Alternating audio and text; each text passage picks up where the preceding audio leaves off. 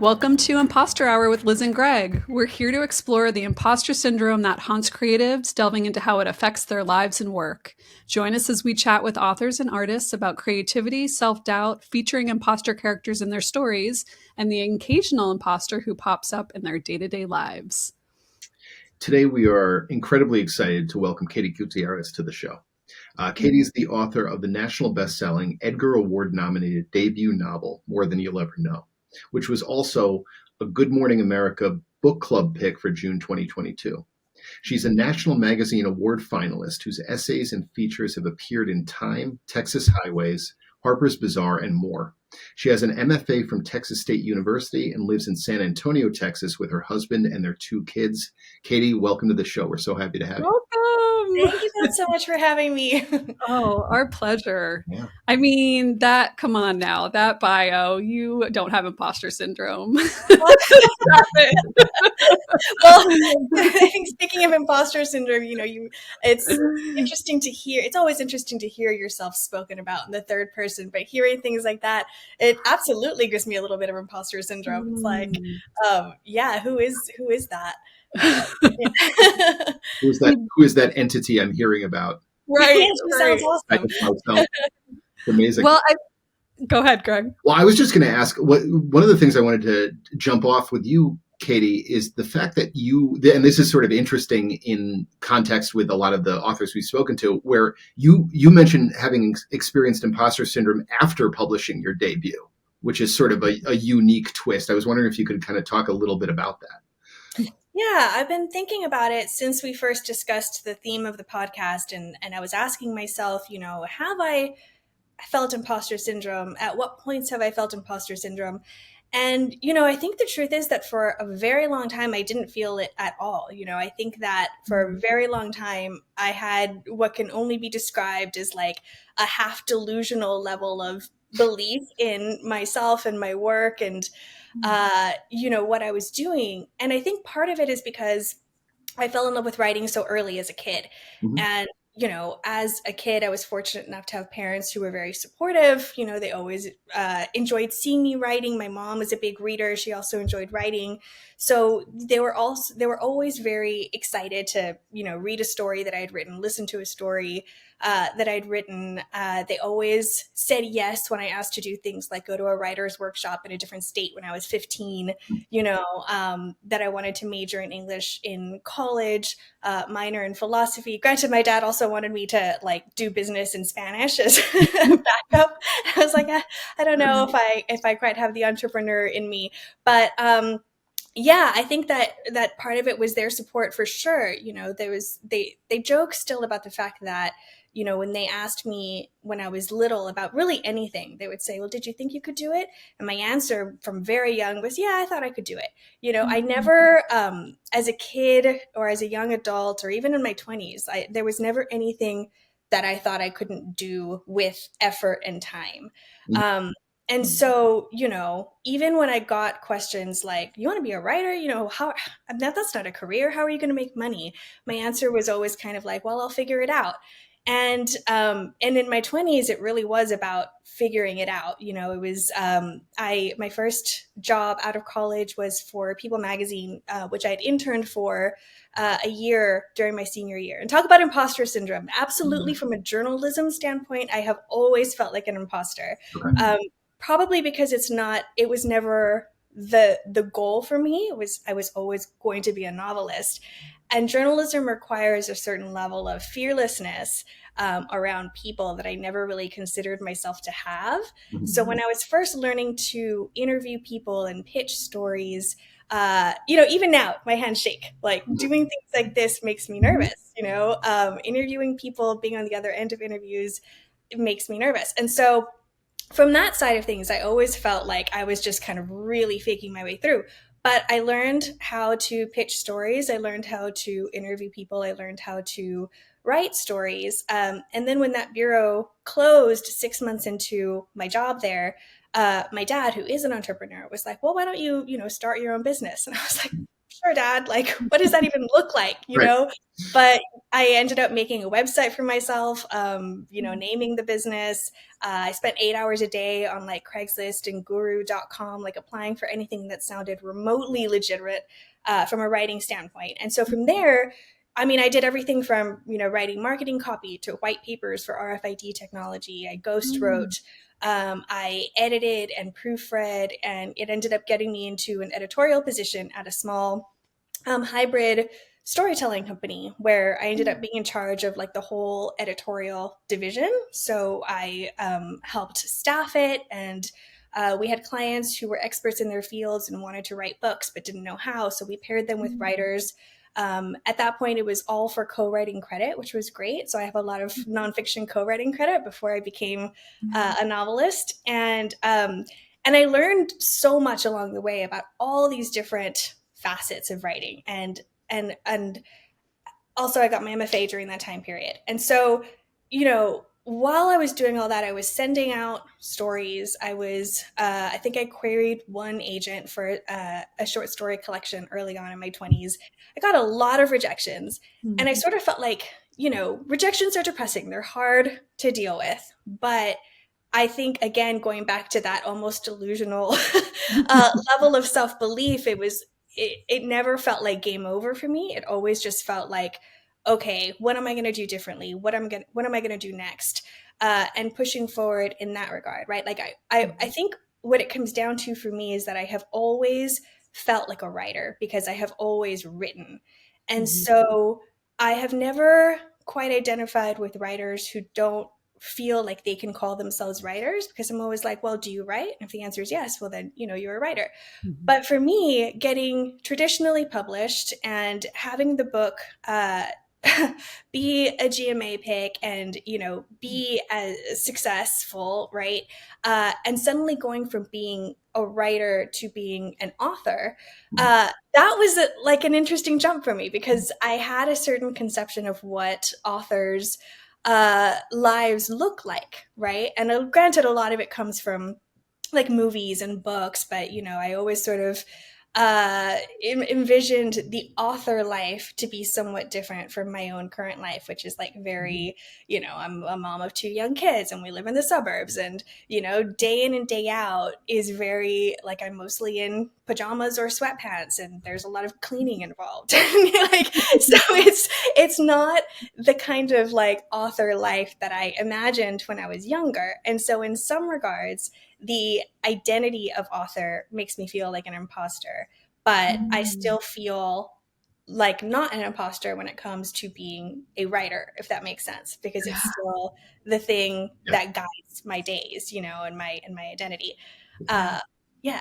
Absolutely. And also, I mean, do I understand this correctly? You fell in love with writing in third grade when you were assigned an essay on what you wanted to be when you grew up, right? Yes. So I have to Yeah. imagine you bring up an interesting point about looking at it as a career as an author versus just the purity and the love of writing itself. I mean, I have to imagine too, at that age, before you're sort of self-conscious in the way that you become as an adult, that must have been such a gift for you to have that kind of maybe sense of purpose, or that like lack of self-consciousness or conviction to just go forward with the purity of that love for the Yeah. yeah. Yeah, absolutely. And having kids now, my daughter is 6, and, I'm starting to look at the things that she is naturally gravitating to. And it's like, I'm like, how can I do what my parents did, right? And like always, how can I help her not rely necessarily on the external measures of self-worth and self-confidence, but how can I help her feel so delusionally self-confident in herself, and I think part of it is, just that very freeing level of non-critical support, at this young age, where you're not like trying to correct or lead. You're just really being there as a witness to, the things that they're finding out that they love. And again, I think I was very lucky to have that when I was little. Yeah. It's beautiful. Yeah, I was thinking about when you were talking about your parents, and being readers, and it sounds like your mom enjoyed writing too. And I think in entrepreneurial paths too, there is a lot of, value in nonfiction and stories, other people's stories about, starting and failing businesses. I'm married to an entrepreneur, and I know how much he relies on other people's stories. And, just this idea of having parents who can kind of cultivate like a love for being open to other perspectives. I know how valuable that was for me. Like just having books around. And Yeah. I love what you're talking about, in motherhood, the importance of being that kind of avenue for your kids. I feel that too. I want to like kind of unload all of my love for books and Right. writing stories on my son, but I want him to come to it naturally. Yes. So I really appreciate that. And, it's a kind of a nice segue into one of my favorite aspects about your novel is, motherhood and the different kind of facets of identity in, your central character and really both of your main characters. But can you maybe actually just give us the setup of More Than You'll Ever Know, because it's so perfect for our topic. And then maybe we can talk a little bit about like identity and motherhood in your main character. Mm-hmm. Sure. So, More Than You'll Ever Know is about a South Texas woman named Laura Rivera who is secretly married to two men at the same time in the 1980s. And So good. Cassie Bowman, who is an aspiring true crime writer in 2017, who becomes obsessed with telling her story. So it's about marriage, motherhood, as you said, female ambition and desire, and then our kind of growing cultural obsession with true crime. Yeah. Yeah. And as far as, the multiple facets of her identity, so I guess to start, maybe I'll talk a little about like what sort of inspired the whole double life story. I think that really like plays into this imposter theme. So I have actually been married twice. And the first time I got married was in 2008. And around that time, I happened to come across a story of a man in Florida who had been married for 50 years when his wife passed away unexpectedly. And 2 weeks later, somebody saw like a neighboring small town newspaper that had a wedding announcement with him and another woman that, nobody had met before. So of course the question was like, your wife just died, it's been 2 weeks. Who is this woman that you have married in this town that's 20 miles away? And it turned out that he had been living a secret double life for the last 30 years with both women. So he had 3 kids with his first wife, 2 with the second woman. He was a very successful businessman in the community. And so he'd sent all 5 kids to the same elite private school. He'd bought the same luxury car for both women. Both women had served on the school board at the same time and even had like different wings of the school named after them, and supposedly had no idea of the other's existence, right? So, I was in my early 20s and about to make this very big decision, and there was something so like repulsive and fascinating and compelling about this idea that you could be with somebody for 50 years and have 30 of those years be a lie, right? And it made me like Cassie, somewhat obsessed with this kind of double life story. And I started looking around because I wanted to know, none of the stories that came out about him ever sort of delved into the emotional aspects of the story. No one ever asked, if they did, they didn't get an answer, asked the question about how did this start? Why did it start? How did you justify it over so many years? Did either woman ever suspect? Was there an element of denial involved on either side? Was it a case of not loving one, or was it a case of truly loving both? So those are the questions I was really curious about, and how he, as a husband and father especially, was able to sort of weigh out these decisions and decide that, yes, this was going to be the route he would take for 30 years. And so I kept looking into more double life stories and finding that, not surprisingly, they were all men. Like I didn't find a single woman living this kind of double life, except for the writer I mentioned in the book, Anais Nin. And so that was really interesting to me too. It was like, okay, well, what are the historical and emotional and psychological reasons that women don't tend to do this, right? And now that I'm been a mother for 6 years, I'm like, well, it would be exhausting, right? Who has time for this? But at the time that I started thinking about the book, I wasn't a mom yet. And so this was 2008 when I had kind of the first inkling of this idea of writing it from a woman's perspective. And I liked the idea of having a reporter who was involved in telling her story and kind of a push-pull aspect. But at the time I was in the MFA program, I was working on a collection of short stories. I felt like this was bigger and very different in terms of voice from what I was working on. So I just kind of, set it aside. And then in 2017, I was actually on submission for another book, and the book that I wrote previously to this one. And so while I was waiting to hear from publishers on that one and kind of getting rejection after rejection after rejection, my agent was like, well, is there anything new that you want to start on? Like, take your mind off things. And I was like, well, I did have this idea years ago, right? So it had been, 9 years at that point. And I'd started to think about writing more about like where I come from, which is Laredo, right on the border of Mexico. And kind of, I was feeling my way into how the story would be affected by setting it in Laredo at different time periods, right? And I was really interested in the idea of placing it there. And so while the first book was on submission, I started working on More Than You'll Ever Know. The first book did not end up selling. And so, More Than You'll Ever Know really kind of saved me through that process, of like the disappointment and the anxiety and everything that comes with not having a book sell. And so, also what happened at the beginning of working on More Than You'll Ever Know was that I got pregnant after a couple of years of infertility struggles. And so, I was like, I always sort of knew that Lore had to be a mother for the ways that it would complicate the story. But as I was writing the book, it was like I went through the first pregnancy and then the infancy of my daughter and then the toddlerhood of my daughter. And then the pandemic hit and I was pregnant again. And so then I had my son. So I wrote the book through 2 pregnancies, 2 deliveries, 2 infancies, and a pandemic. And so my feeling around motherhood, shifted so much during that time period from thinking of it as like almost a plot device or an aspect of her character, to it suddenly being really fundamental to the story that I wanted to tell, right? And this idea that I was seeing more and more during this period of how motherhood really can eclipse your previous identity, right? Like all of a sudden at school or doctor's appointments or at parks, like people just start calling you mom. And I'm like, I'm not your mom. I'm mom to 2 humans. They're the only 2 people who can call me mom, otherwise I still have my name.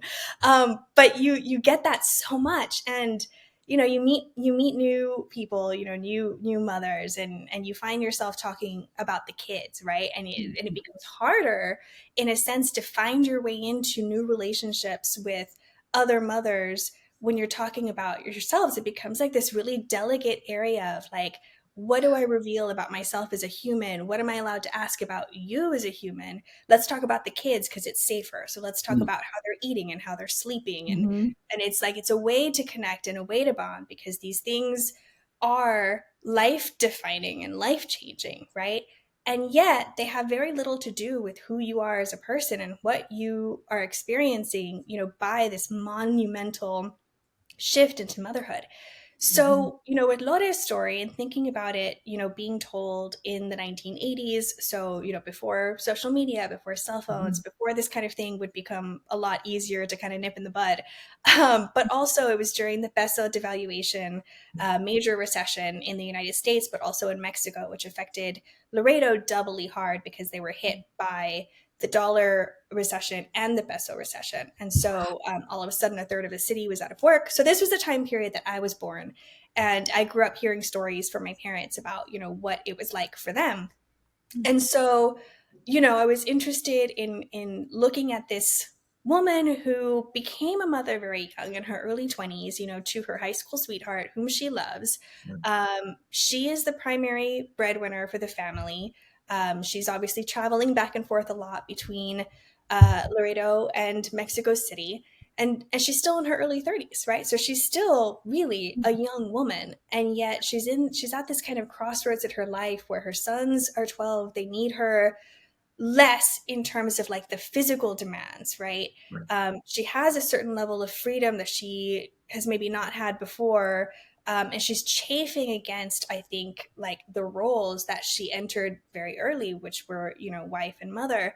And so, yeah, I was really interested in kind of looking at like what would make a woman who loves her husband and loves her children still make these really unfathomable decisions. And I felt like the answer I came to, at least with her character and this story, was just the desire to continue discovering who she is aside from these other roles that she plays, right? And I think in terms of, thinking about in imposterhood, I think there are times, at least, for me, sometimes I look at my kids and I'll even tell my daughter, like, like sometimes I cannot believe that, like, you call me mom, like, I'm your mom. That's so weird to me Yeah. sometimes, like that I have these two children and they call me mom and that is the only thing I am to them.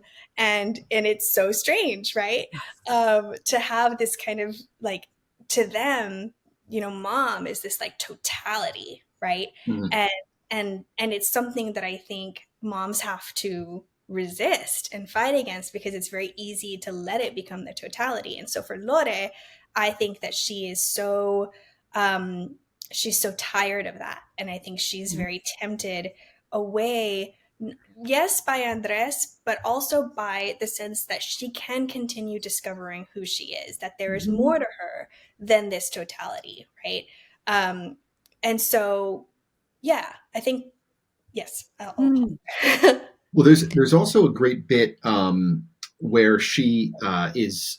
It's during a trip to Mexico City, and she finds herself intoxicated by the anonymity that she's suddenly Mhm. experiencing, kind of for the first time, away from her like real life at home. Um, and there's a great the way you write it is beautiful. Quote: "She could be anyone. She could become anyone." And I Mhm. think that most of us probably at some point run into that kind of feeling of restlessness or yearning at some point in our lives, and there is that kind of maybe the wish or the dream fulfillment type of thing.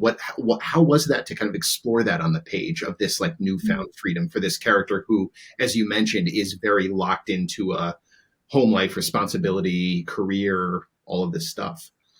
Yeah, it was so fun. It became a real escape because especially when the pandemic hit, and all of a sudden, we were all at home, which, frankly, I'm at home a lot anyway, right? Like I've always, except for that brief stint at People magazine, like I've always worked from home. Yeah. But having the pandemic and this very high level of fear and uncertainty, coupled with the fact that, so now I have like a 2-year-old daughter. I was pregnant. The pregnancy was then considered like high risk because of my age and a couple of other things. And so getting to sort of sit down every day with the baby monitor and her napping and another baby inside me and be like, okay, I've got like maybe 20 minutes, maybe 2 hours while she's napping to kind of go into this other world. It really, it became a very necessary escape for sure. And it reminded me a lot of writing when I was a kid, like when I remember summers, especially when I was a kid, we weren't in school, we were at home a lot, we were bored.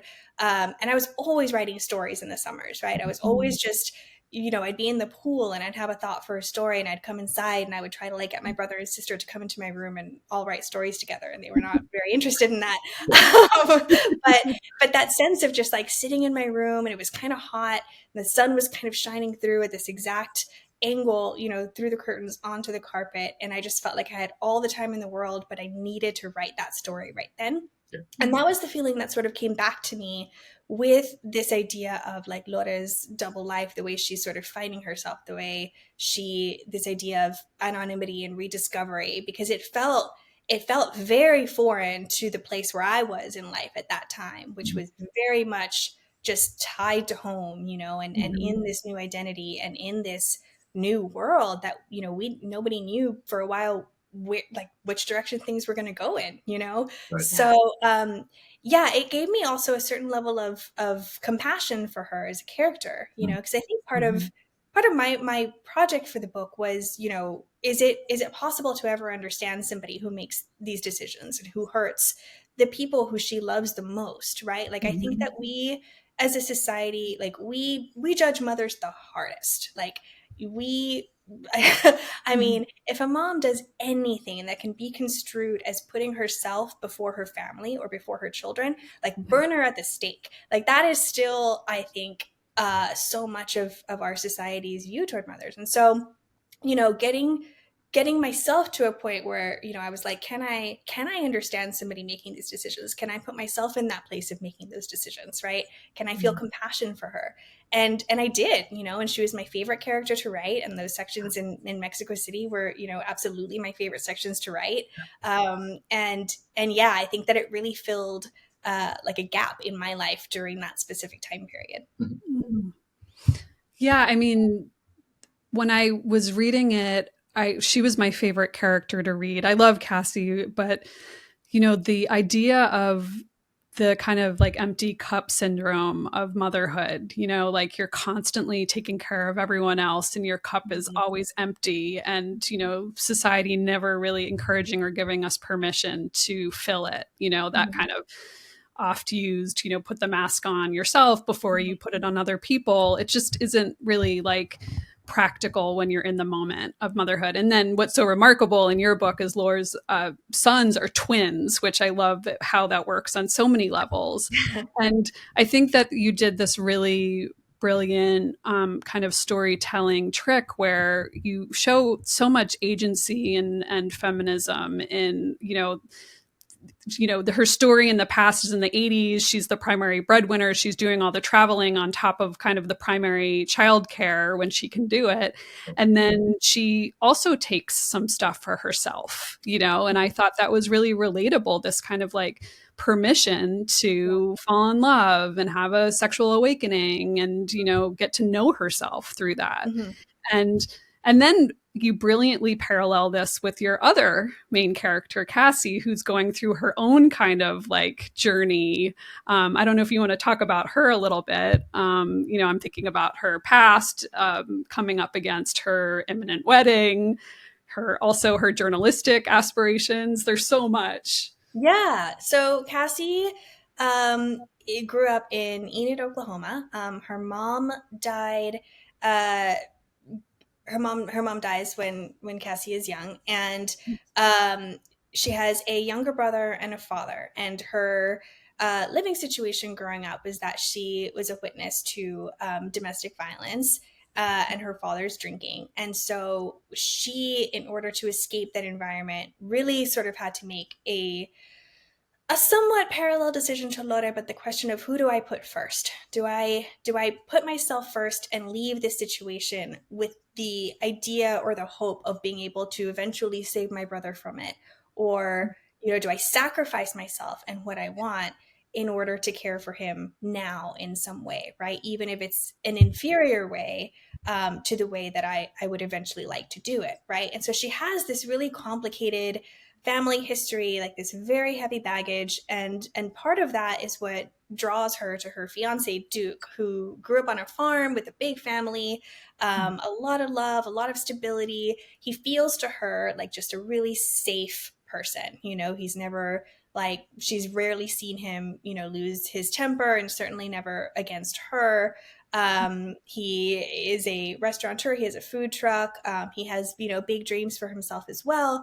But she hasn't told him really a lot of her past and what she grew up with. She sort of has this feeling of being damaged, and that if he sees that damage, like it will change something fundamentally about the way he sees her. And so, yes, they're engaged, but there's a part of her that's sort of like resistant to planning the wedding. She's not really sure why. And then, as she gets deeper into, so at the time that the book opens, she is working for like a less than stellar crime blog where she's like mostly regurgitating other crime stories and trying not to, basically trying not to plagiarize, right?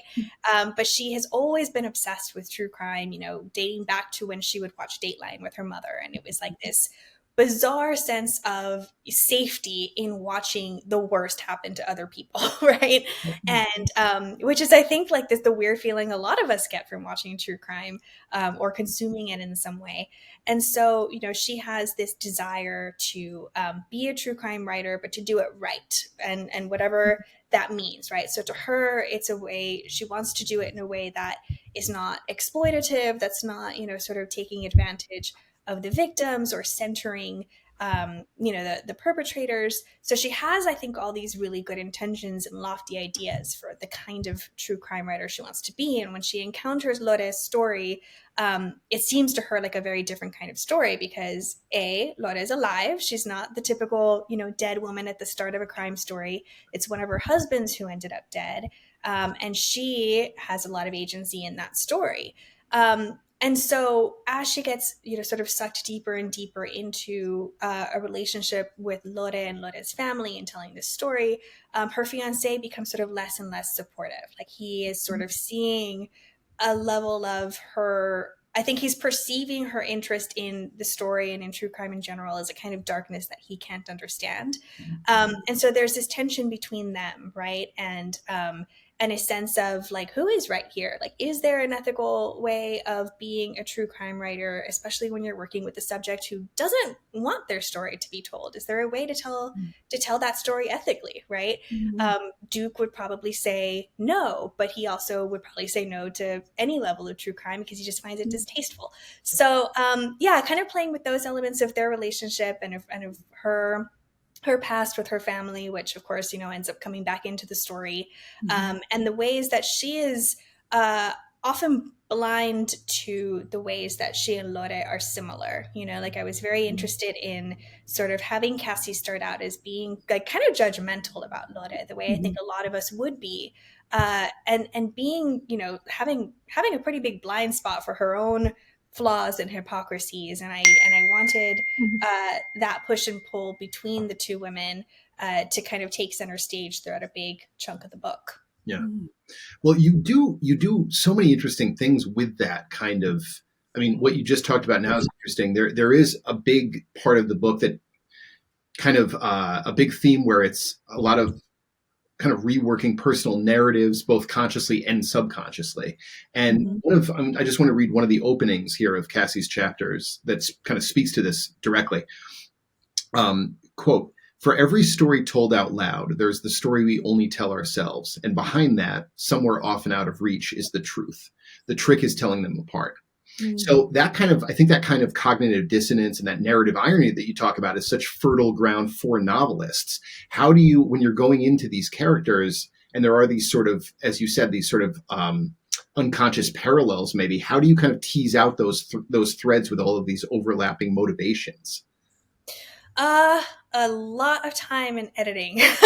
I mean, this was a book that was edited over and over and over again, by myself initially, and then with my agent for 18 months before it went on submission, and then with my editors for another year, I think, after that. And a lot of it was really what you're saying, which was, as a writer, like you don't want to make those parallels so on the nose or so obvious that they just kind of kick the reader in the face. You don't want to withhold. I think from Cassie, my challenge with Cassie as a character was trying to make her as compelling as Lore, even though Lore has this sort of undeniable hook at the beginning. I never wanted readers to be like, oh, like now I have to go back to Cassie. Like I was really into Lore's story. And so what I did initially, which was a mistake, was I tried to withhold too much of Cassie's past in terms of her family and kind of the secrets that she's keeping. And I was hoping that, that the reader's curiosity about her secrets would kind of propel some of her chapters. But it got to a point in editing, both with my agent and my editors, where it became very obvious that like I was using that as a kind of crutch. And I think, like it's, there's a fine line, I think, between different types of suspense, like the suspense where a reader knows something the characters don't, or the reader's not knowing something the characters do, right? And so initially I was opting for the latter, but I was withholding that information for so long that I think it started to feel manipulative, and I never wanted that. So then it became a question of, okay, well, how do I sort of, when do I reveal these elements of her past in a way that will make the parallels clearer to the reader, but less clear to Cassie herself, and like put the tension in that space, right? And so, yeah, it was really about, feeling my way in so much. Lore was a character who came to me very whole, and Cassie was somebody who I had to sort of chip away at and like let her reveal herself to me over time. Cassie's in the first person because I couldn't crack her in the third person. Like she felt so distant to me in a way that Lore never did in third. And so I started kind of experimenting with writing Cassie in the first person to see if I could get a sense of like what does she sound like to herself? What does she sound like when she's just thinking, right? When she thinks nobody is in her mind, what is that voice like? Right. And so, that was eventually how I felt like I could get the closest to her. And so I think, in answer to your question, it was about figuring out, okay, what are the parallels that I want to be there? When do I bring out these different elements of her past or these sort of reveals, so that it feels there is a level of suspense because the reader doesn't know, but you're not holding on so long that it becomes a trick. Right. And then how do I make it so that she believes she's self-aware, but she's still missing these pretty fundamental aspects of, her own decisions. And so much of that, I think, just really comes with time and with editing and, with the deeper you get to know the characters, the longer you spend with them. Like, unfortunately, no easy answers. I wish there were. Well, Katie, you bring up, I think, a really great topic that we haven't necessarily unpacked very much on the show, which is, how long it actually takes from a book's inception to when it reaches the shelf. And I think that there is a commonly held misbelief that, books in genre fiction and specifically like thrillers, mysteries, if they read really hastily and they, pages turn and they're really clean, that they were written quickly and didn't have the same kind of blood, sweat, and tears that maybe, a National Book Award nominee might have. And, certainly in our experience, it sounds like in yours and in a lot of other authors we've talked to, that's not the case. These books live with us for a really long time. They go through a lot of edits, and in some cases they don't ever make it to the shelf, but there's like so much, love labor that goes into them. So I'm really glad you brought that up. And I would love to hear about, you said you started with a short story collection when you were getting your MFA that didn't ultimately sell. Did you come to a point where you realized that that was a necessary project to finish and shelf before you got to this one? Like what, did that kind of contribute to the larger time arc of More Than You'll Ever Know? And do you find that for every project before and after, do you think it'll take that kind of same gestation period? Oh God, I hope not. But so far with the next one, it seems like it might. Okay. Yeah. So I think with the short story collection, the most important thing that project gave me, two things. One, completion, right? So the sense that like as an adult, not a child, I could finish a book length project. And then, but more importantly than that even was like, I give that short story collection the credit for how I found, I think, my voice as a writer, specifically as it relates to writing about stories set in South Texas with Mexican American characters. So I talked a lot about how when I was young, none of the books I read, none of them, were written by Latino authors. None of them, included Mexican American or any kind of, Latino characters. And they just didn't, like, they weren't on the shelves at that time, And so when I started writing stories as a kid and as a young adult, like all of my characters, like none of them had last names. They had only first names. The city was very like an anonymous big city somewhere. And I think, and because I think that I, internalized this idea that nobody would want to read about Mexican characters in Laredo, Texas, because I'd never seen it. And that was not even something I realized at the time, because like I said, I thought I could do anything. And so it wasn't like I thought, oh, like I'm a Mexican American from Laredo, Texas, like no one's going to want to read what I write. Like I didn't feel that way, but it was just like, and that's the danger of not seeing representation, I think, as a kid, right? Is you don't even think that you're excluding yourself. Like I didn't even think that I was excluding my community, my experiences, it just didn't exist because I didn't see it, so it was like this like unconscious exclusion, which I think is the most dangerous kind. And so when I was in grad school and starting to work on these stories, there was also a time when I started reading more diversely, so like reading more books by writers of color, and in particular by Latino writers, and really getting a sense of like, oh, like this could look very different, like my characters could have last names, and I could talk about South Texas and HEB and the taquerias, and like and use Spanglish and all of these elements that sort of make up my daily life and experiment and experience. And I was starting to see how writers of color who were writing from a very specific like regional and community experience and cultural experience, like their books just like they felt different to me than anything I'd read before. And so that gave me a real sense of like permission to start exploring what that would look like in my own writing. And so MFA programs they're geared so heavily towards short stories, so even though I had this novel that I'd been working on since I was in high school, it just was not working to workshop it, and it wasn't working, period, for the reasons that I just mentioned. So starting to write short stories that were set in South Texas from like this wide variety of voices, like men, women, different ages, but all Mexican American and all set sort of in Austin, San Antonio, Laredo.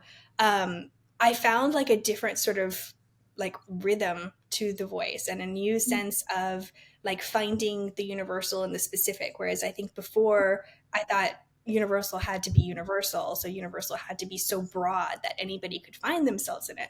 But I realized it's like the exact opposite.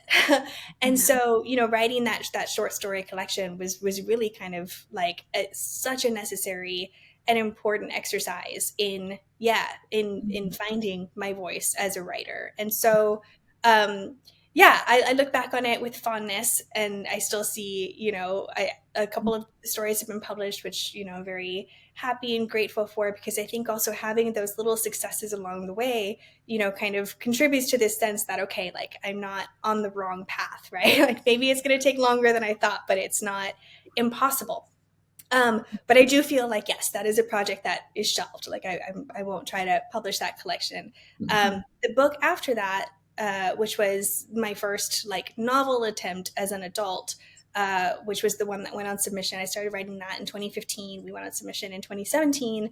And again, I'm actually glad it's not my debut for several reasons, but it is a book that I still feel has potential. And so I think like maybe eventually I'd like to go back to it. I think it would take a full rewrite, but I still see a lot of possibility and, excited. I still feel like excitement for that one, but I'm glad because I don't think it was ready. And so it would have been a shame to have it be published and then look back and feel like, ugh, like I wish that were my first. It really wasn't ready.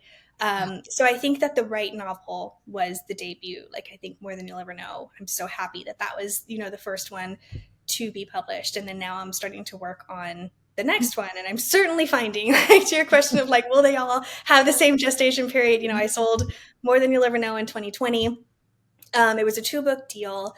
And so I started working on the next one probably in like late 2022, early 2023. So it was sort of after the publication period of this one. I found it very, very difficult to like re-enter a creative space when still in the like promotion mode. And so I started working on this new one, had 3 different attempts, 3 different drafts. I think like the first one was 50 pages. The next one was 120. The next one was 120. They were all from different perspectives, different voices, different tones. And like, it just wasn't working, and the last kind of experience I had reading over that 3rd draft was I was just so bored. And I was like, oh God, like this is the worst feeling, because even though More Than You'll Ever Know took so long, I was never bored by it. It was always kind of the opposite. It was like this feeling that it was like a puzzle that I was having a lot of trouble cracking, but not something that I was just like dreading going back to because I already knew how everything was going to go, or it just felt flat, And so I ended up shelving that one aside, and starting a new one last October. And so now I'm about a year into that process. I just kind of did my first printout of the draft so far, which is like maybe 40% of the way in. I'm very excited about it. Like, it feels good to me.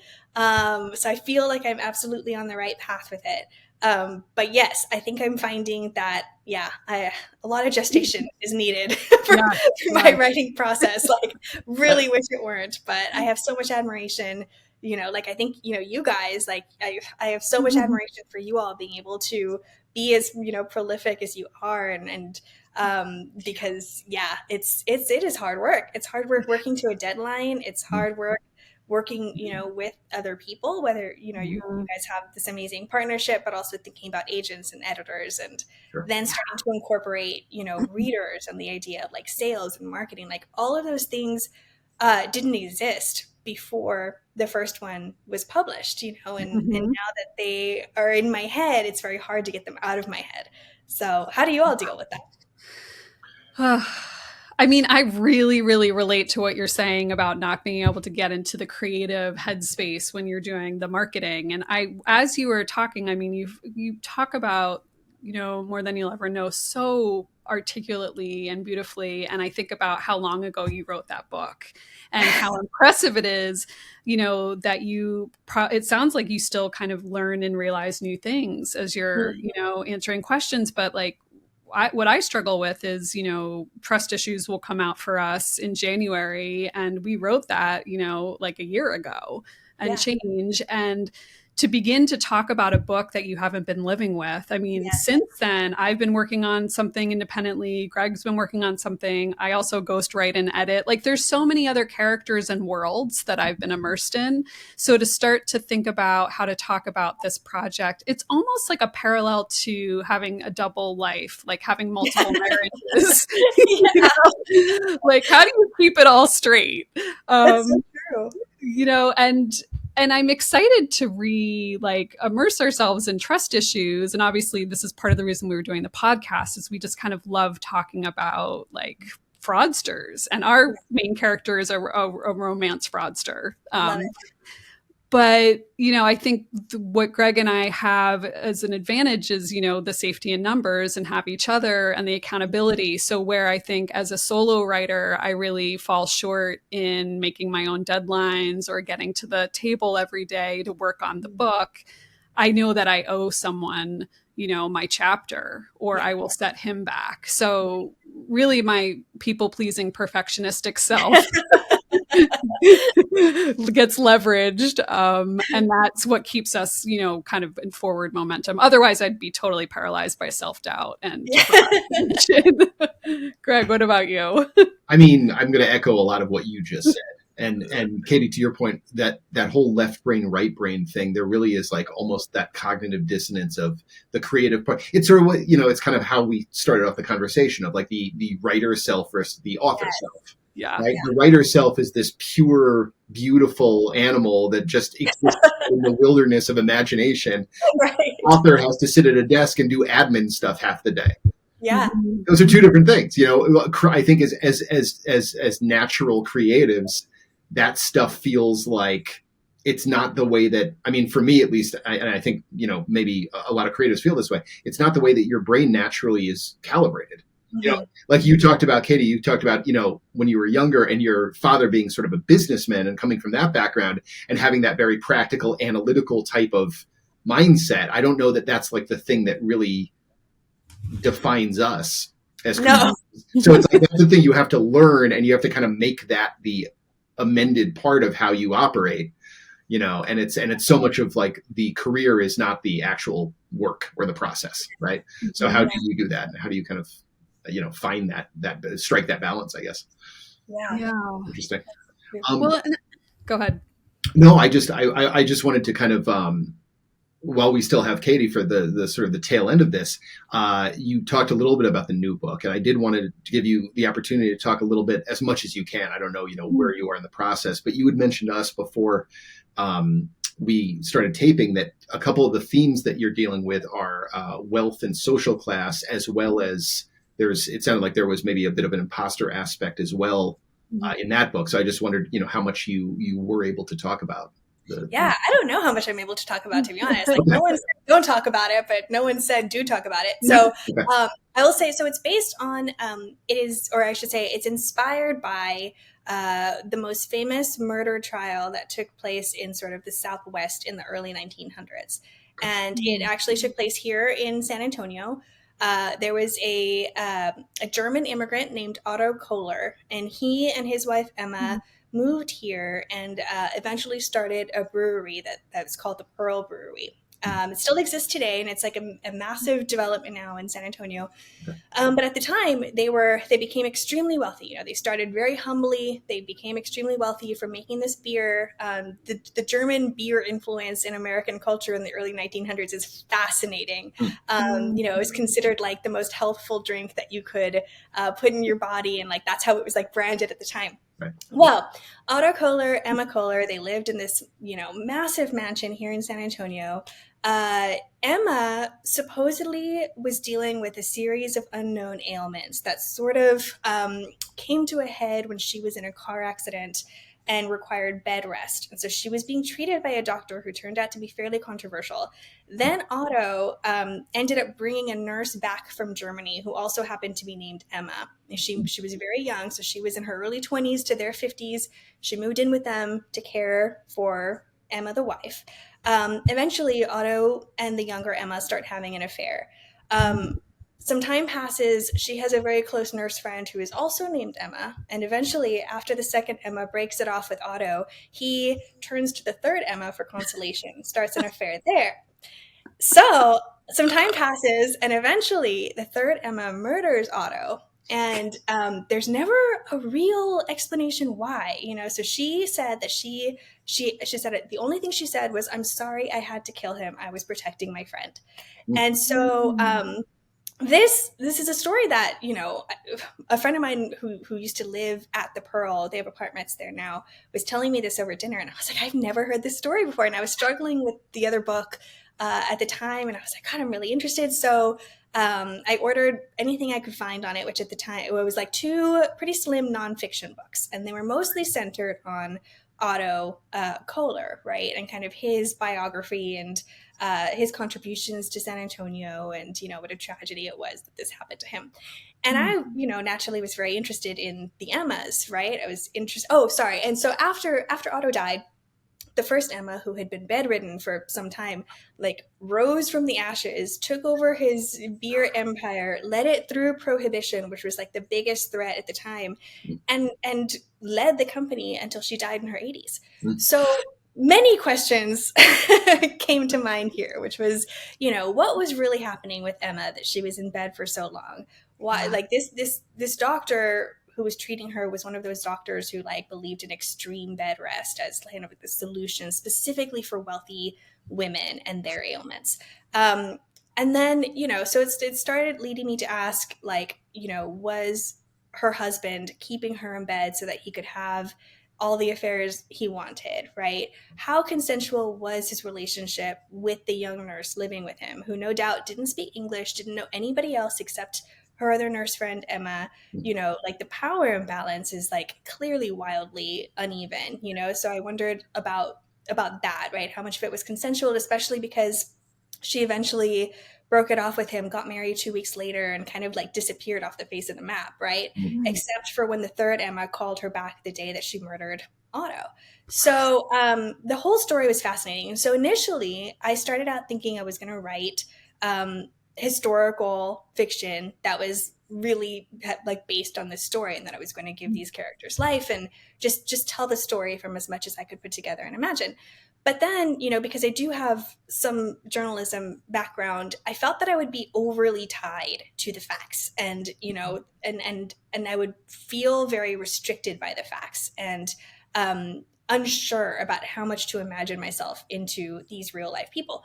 So eventually, with conversations with friends and with my agent and editor, I decided to set it in 2008. 2012. And instead of German immigrants, they're all Mexican American immigrants or citizens. And so, it's about a a young Mexican boy who grows up to be an incredibly successful restaurateur and entrepreneur. He is married. He's been married to his wife, Emma, for many years. She's his business partner. She also has some mysterious ailments. They get into a car accident, and eventually he hires a live-in nurse named Emma. She is from Nuevo Laredo, which is the Mexican sister city to Laredo, where I grew up. And in 2012, the cartel violence was getting extreme in Nuevo Laredo. Kidnappings were becoming extremely common. So it became kind of like an arm of cartel business. And so they would kidnap people for a lot of money, and they would kidnap people for very little money, right? It was just another way to keep the money flowing. And so all the nurse wants is to get her family over here, right? She doesn't want to have to fear for her family's safety all the time. So she accepts this position, which is going to be paying her a lot of money for a short amount of time. And then the story kind of takes off from there. So it's about, these relationships between, this couple who start out very humbly and who now find themselves, incredibly wealthy and influential, and kind of what that looks like for them, right? Like their kind of imposter syndrome, like all the things they bring with them from their youth into this new lifestyle. The ways that they can forget where they started, and really kind of like live into this new place of power, right? Like I was very interested in the idea of like, when does money corrupt? Like when does a fundamentally decent man begin to take advantage of the power that he has amassed, right? In terms of money and influence, and what does that look like inside his home and with the women that he is closest to? And so, yeah, those are some of the themes that I'm exploring in this book. And so with the third Emma, she is, I think, going to be, I haven't started writing from her perspective yet, but she is, I think, going to be sort of the one who fits most cleanly into this idea of like a con. Like, she has her own history. She has her own reasons for, wanting to insert herself in this story. And this is not giving anything away, because obviously in real life, we know the third Emma killed him. And so at the start of this book, in the prologue as it is now, she's waking up in the hospital being arrested for his murder. And so, the book begins to ask the questions about, why, how does this happen? So yeah, it's been a lot of fun. A big challenge, but a lot of fun. Amazing. I mean, it's an incredible story, but I love that you gave yourself permission to make your own fictional spin on it. The source material is fascinating, but Yeah. just based on everything we've talked about up till this point, being able to imbue it with your setting and your own voice and your experience, just it seems like it's going to enrich it in this way. I mean, I want the book immediately. I want the companion podcast hosted by you. I want the limited series or the feature. I mean, it just sounds so exciting. And, one through line that I'm really hearing that I admire so much, and also this kind of leads to my kind of final thought question is, your appreciation, for journalism and journalistic integrity and, kind of research and understanding, the facts, and then using that, creative writing side of yourself to then, spin these wonderful layered stories on top of that. And I had the pleasure of reading the piece you wrote for Time magazine about your personal health crisis that happened. And I'll let you talk a little bit more about the specifics, because it's really your story to tell. But I bring it up because it was so incredible to read your experience in your own words, written so beautifully and so relatably. And I could see the kind of balance between, here are the facts of the story. And then also here are the broad colors and the specific details that, came from your writer heart. And those two things tied together just made this incredibly powerful piece that read, frankly, like a thriller, because every paragraph was there was a mystery, a central mystery, and then things were being revealed. So I know we don't have a lot of time, but maybe if you could talk a little bit about what it's like to write about your own experience, in that format, and then kind of the creative brain on top of that, like how that process was. Yeah. So I started kind of experimenting with writing essays actually after I had my daughter. And Mm. yeah, I found it to be like a very, like early, I found early motherhood to be like a very creatively rich time because it is like everything is just like an upside down world. You're wildly sleep deprived. You're taking care of this like brand new human being that came out of your own body that is entirely dependent on you for everything. Um, the world looks different. Everything about the world feel, at least to me, like everything about the world just like cracked open in this like surreal, beautiful and terrifying way, and especially after having her, right? And I think I had some level of postpartum anxiety too after having her. Was just having like just a ton of intrusive thoughts about death, like her death, my death, me causing her death accidentally. Like it was just a very extreme time period in my mind and in my body. And so I think, and part of like an outlet for that became sort of like writing about those experiences, right? And so yeah, I think I wrote like my first personal essay, yeah, during that time period, and then I started writing a little bit about books in relation to some of my motherhood experiences. And then as the pandemic came and we were hit, like again, I was seeing these intersections between how much our culture and society relies on mothers, while at the same time providing no kind of like systemic support. So I'm thinking about in the pandemic how many mothers quit their jobs in order to be the ones who stayed home and taught their kids from the computer, right? Like it wasn't the men, it wasn't the fathers who left the workforce in droves, it was the mothers, even those who were not making less than their partners. So all of those kinds of things, in addition to then thinking about, okay, well, as my kids were getting older, they were going to be going to school. Like I was thinking a lot about gun culture in this country and like how I would eventually navigate my children going to a place every day where they would eventually practice lockdown drills, and like where these innocent helpless creatures that I brought into the world would eventually have to understand the idea that somebody could walk into their classroom with an assault rifle and kill everybody just for the hell of it. So all of these things made me angry, made me upset, and just made me feel so deeply that I started writing these essays for different publications, including for Time. I was also writing, so Texas Highways has been amazing. There's the travel magazine of Texas, and we do really like in-depth features. And so my editors there have really kind of thrown me into the deep end several times when it comes to subjects that I know nothing about, but end up learning so much about in the process and having a really deep appreciation for. So in regards to like the personal essay aspect, as it was all happening, it was so, again, sort of very strange, very surreal. So for any listeners who don't know, I started losing my sight very suddenly in my left eye. The thought, I was hospitalized for almost a week, and it could have been anything from like an aneurysm to a stroke to a brain tumor. And nobody had answers, and it was sort of this medical mystery. And at the time, like, and we still kind of joke about it, my husband and I, because at the time, like I mentioned, I was starting to work on this book with the wife, Emma, who has these mysterious ailments and isn't really taken seriously by a lot of the medical establishment.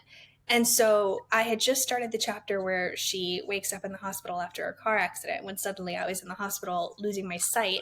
And, my husband kept saying, like, look, next time, like, you've obviously manifested this in some way, next time, can you like set the book on an island, like, Nick, can you write a comedy? Can you write something happy next time? It's like, that's not how my brain works. But so writing the piece for Time, it was all so intense as it was happening, and I was still kind of taking notes as it was going on because I knew that eventually I would want to write about it. But it's been almost a year, and only now have I felt like I had the distance from it, to look at it from not just this is a thing that happened, but also to look at it, in terms of what do I want to say about it, right?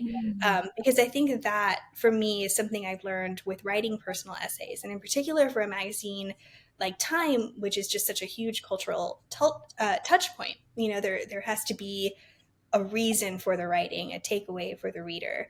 And so for this one, it really required just a lot of time apart from the experience and time to kind of understand how it was going to impact my life in the long run. Like this was nothing I could have written in the middle of things, which I kind of talk about in the piece, this idea of like medical mystery narratives and how they're not linear.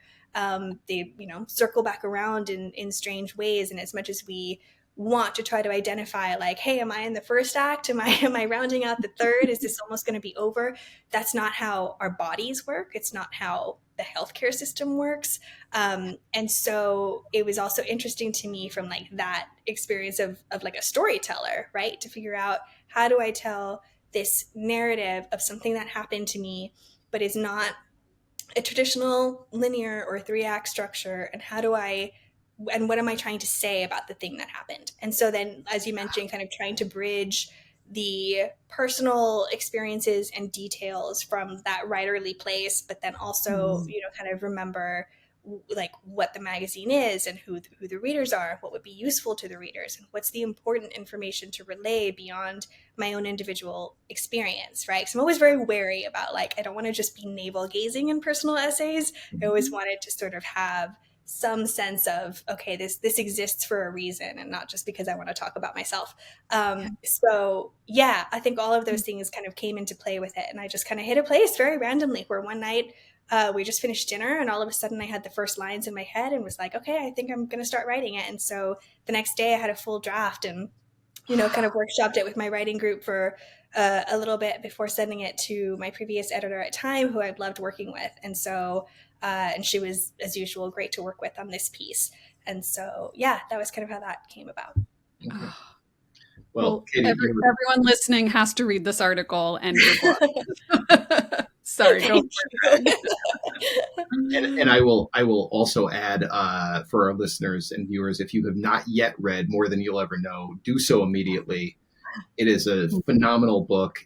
I am floored, Katie, by your, as we talked about a little bit on this, the way you meld, I think probably from that short story writing experience of yours. I mean, beautiful prose on a line level. It's exquisite. And also with that kind of journalistic mindset and storytelling chops and everything. It's an incredible novel.